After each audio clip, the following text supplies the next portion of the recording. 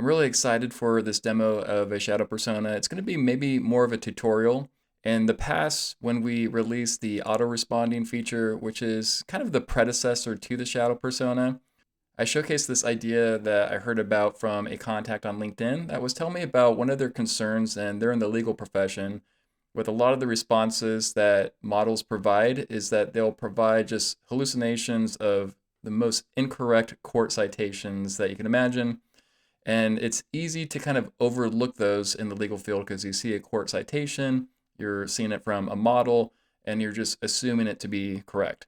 In that particular demonstration, I showcased how you could hook up Msty Studio to N8N, and then in N8N, how to create an MCP server that had a tool that would call out to Court Listener, which is a free API service where you can send court case information, and then it could do things like verify that citations that are cited within the copy are indeed correct. So it does some of that verification.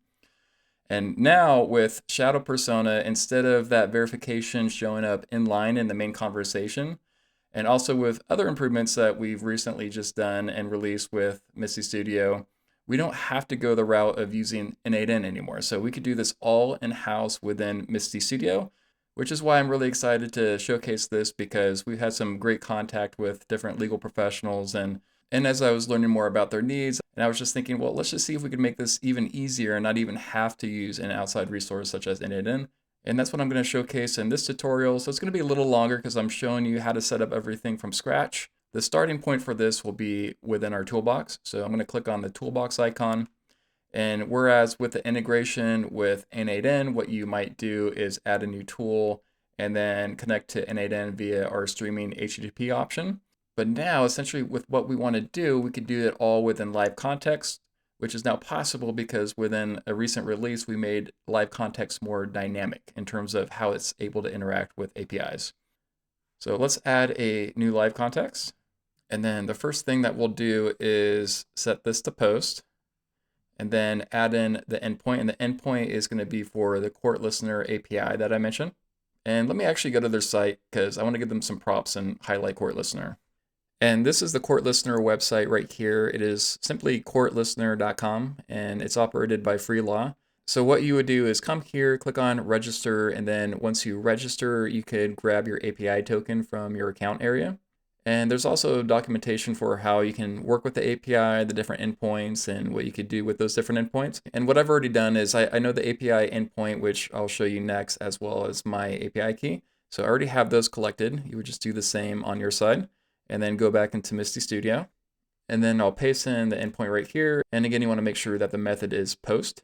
And no dynamic variables are needed within the URL endpoint. We'll add those down below under the request header and body. So if we scroll down a bit, the first section that we want to modify is request header, because this is where we're going to put our API key. And I believe what we're going to do is really just kind of copy what this placeholder text looks like right here with the bearer authorization. All right, so I'm going to put an authorization, bearer, and then my API key, which I'm not going to show you all. And then the next area to look at is the live context mode. Since we are going to have dynamic variables in the request body, we're going to put this in pool mode, and that's going to allow the model to decide how to use this API, as well as which values to put in for the variable placeholders. Let's expand the request body.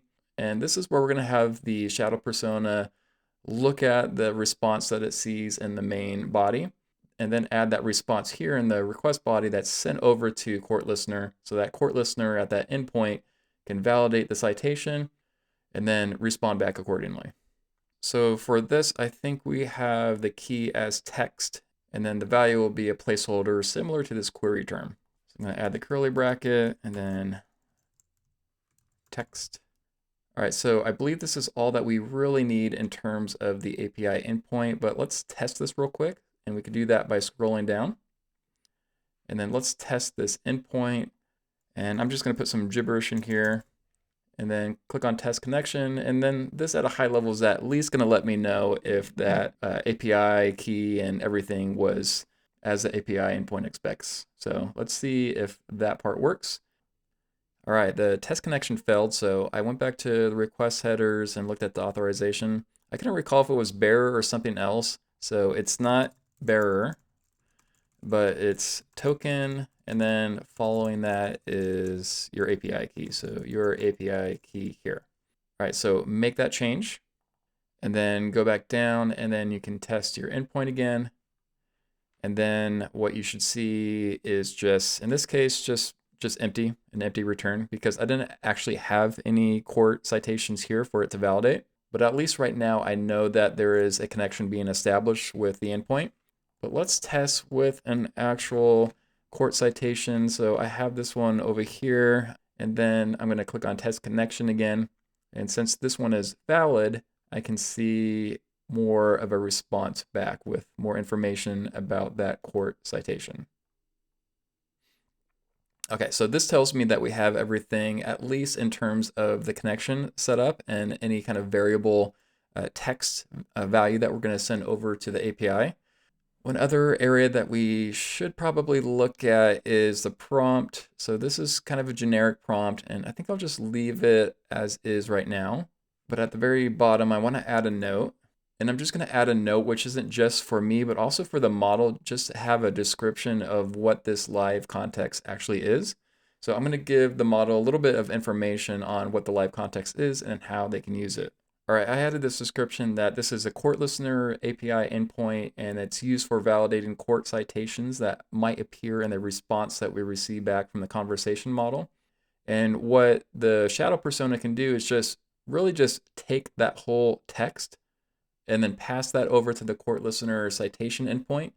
And then that endpoint will look through the text. And if there's multiple citations in there, then it will provide information for each citation that it runs across. So this, in other words, doesn't need to send citations one by one, but it can send the whole text and then allow the court listener to really just parse through it and then provide the appropriate response back. And then lastly, we'll add a name for this. Let's call it court listener, citation, and validator. Okay, and then we can click on add, and then that's gonna add that new live context. And this is awesome. This is taking place of all that N8N workflow that I had in the previous walkthrough. And all this now is just contained within Msty Studio. So this is all we need, which is great because we saved a couple steps and we're no longer dependent on another third-party tool. All right, I'm gonna X this out. And then the next area that we wanna go to is persona. So I wanna create that base persona that's gonna be the shadow persona. So I'm gonna click on add a new persona. And then this one, I'm gonna call this persona court citation validator. And then with the system prompt is really my expectations for what the shadow persona is gonna do. And so the key things that I wanted to do is to observe the conversation that I'm having with that conversation model. And then if any court citations are listed, I want the shadow persona to recognize that and then pass that information over to the court listener API and then verify that those court citations are indeed accurate. So really the system prompt should reflect that expectation and that workflow. And for this prompt, I reflected that workflow and let this shadow persona know what it has access to, which is the main conversation, as well as this live context tool for the court listener API. And then what the expectations are. If you see a legal citation, then pass that along to the API and then review those results with the response in the conversation and let the user know if those are indeed accurate citations or not. And if there's no citation listed at all within the main conversation in the latest response, let the user know that there's no legal citations that were found. Okay, I think this is probably good. And then I'm gonna scroll down a bit. And what I want to do is just use local models for all of this. So I'm gonna assign a local model to this. And I'm gonna use this, I'm gonna use Cogito with this. And one thing I wanna make sure that I do when using local models is to increase the numCTX, which is the context window, since potentially it could get a lot of data returned back from the API endpoint. That will increase the amount of context that's gonna be used. And I wanna make sure that this local model has full range, full context that is allotted when evaluating all this information. So I'm going to set this to, let's say 20,000. I think that should be more than sufficient. And then apply. And then of course I want to include that live context as an add-on. So I'm going to go and click on court listener citation validator. And this should be everything that we need. I'm going to go ahead and save this. And now I want to set the shadow persona for a conversation. So I'm going to create a new shadow persona here. And instead of just entering a name, I'm going to select the persona first. Scroll to the bottom, and that way it pops in the persona name. And then I'm just going to remove the observer part. And then let's see. So I want this to trigger after every message. And I really only care about the most recent message. So I'm going to save context and just make sure that this is just the most recent message. And I'm going to leave synthesis mode to auto, and then max versions, maybe 5. And this is going to show the last 5 responses from the shadow persona and have that available in the history. So I'm going to create and assign that. And let's collapse this so we have more space for the output that we get from the shadow persona. And also, instead of using Gemini 2.5 Flash, let's also use Cogito here as well, just keeping everything local. And now let's ask a question where we're going to get some kind of legal citation, court citation back, and maybe just ask about some famous court case, such as Brown versus Board of Education. Obviously, I'm not a legal professional, so hopefully that gives me what I want in order to showcase how the shadow persona can be used. And I don't think Cogito is working quite how I want it to do. Okay, what I ended up doing is going back to Cogito. Main reason was I needed to be a little more explicit with the prompt. And so it just really came down to some prompt engineering, and I'll show you the updates I made pretty soon. But I want to show first the response that I got back from the main model here. These 2 court cases here for Brown versus Board of Education. And then on the right, what the shadow persona did is basically take all this copy here, send it over to the court listener API. And then the court listener API responded back with information about these court cases, these legal citations. And now what the shadow persona is doing is looking at what it got back from the court listener API versus what was presented here, and then letting me know if it's accurate or not. So that's what I see here, that it's accurate for both cases.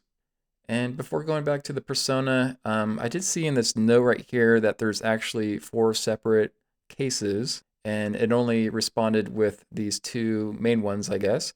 So let's ask a follow-up question and ask for all 4 of the legal citations for these.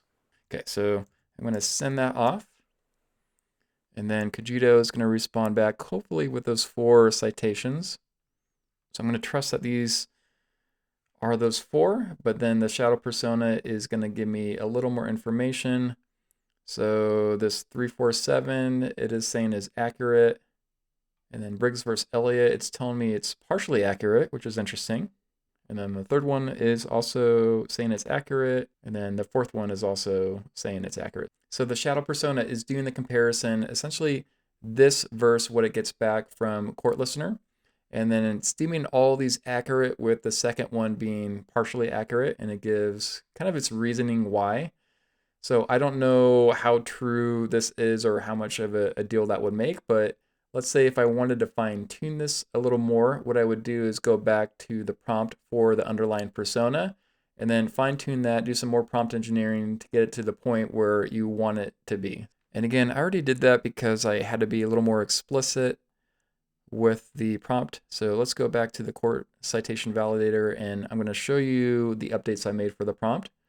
So the first one is in here where basically I wanted to be a little more explicit, and you'll find that if you're using local models with tool calling, in which case using a live context is still a form of tool calling, that you want to be maybe a little more explicit. You might have to do a little more hand holding for a local model, whereas you may not have to do that, and likely you won't have to do that with an online model in many cases because they're a little more current, a little more powerful, a little more understanding and aware of what to do with tools that they have access to. The main thing right here, I think, that was helpful was talking about the citation placeholder that could be swapped out within the body area where you see that text key. And so that way Cogito knows, oh, okay, so I'm going to just take this response that I see in the main conversation and then just dump it into this placeholder and then send that off to the API endpoint. And then also it was getting a little kind of wordy and not answering back what I really wanted it to more explicitly answer back to me.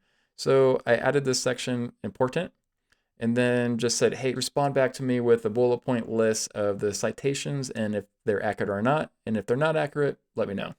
So those were the two main things that I did. And that really, really went a long way, actually, with getting better results back from using Cogito in this case.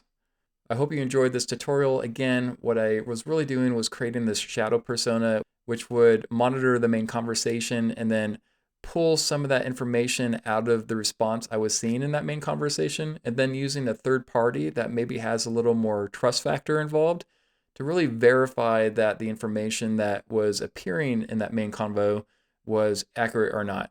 And you can just imagine how important that would be for something like court cases with these citations, and really a whole slew of other use cases as well.